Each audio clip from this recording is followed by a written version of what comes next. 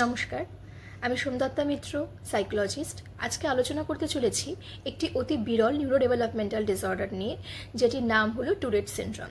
এটি এক ধরনের টিক ডিসঅর্ডার। জেনারেলি এই টুরেট সিনড্রোম দু প্রকারের হতে দেখা যায়। একটি হচ্ছে মোটর টিক ডিসঅর্ডার, আরেকটি হচ্ছে কি ভোকাল টিক। জেনারেলি দেখতে পাওয়া যায় মোটর টিকের ক্ষেত্রে যে জেনারেলি টিক ডিসঅর্ডারটা কি? টিক ডিসঅর্ডার আমাকে জানতে হবে যেখানে মানুষের নিজস্ব মাসেলের প্রতি, পেশির প্রতি স্বনিয়ন্ত্রণ যেখানে থাকে না।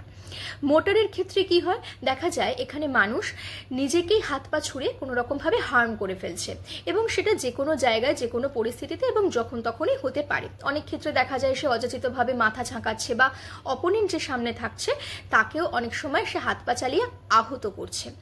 আর ভোকাল টিকটা কি হচ্ছে? ভোকাল টিক সেম রকমভাবেই তার ভোকাল মাসেলের ওপরে নিয়ন্ত্রণ না থাকার কারণে সে কিছু অযাচিত শব্দ করে বসছে, যে জায়গায় তার সেরকমভাবে চিৎকার করা উচিত হচ্ছে না, বাট সে সেটা করে ফেলছে যেহেতু তার নিজস্ব মাসেলের ওপর কোনো রকম নিয়ন্ত্রণ থাকছে না।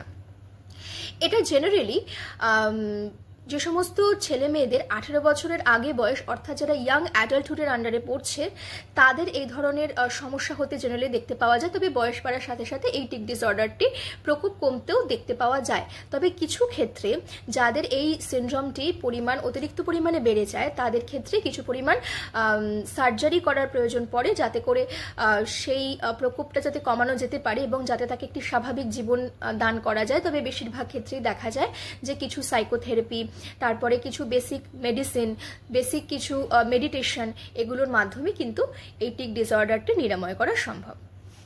ধন্যবাদ।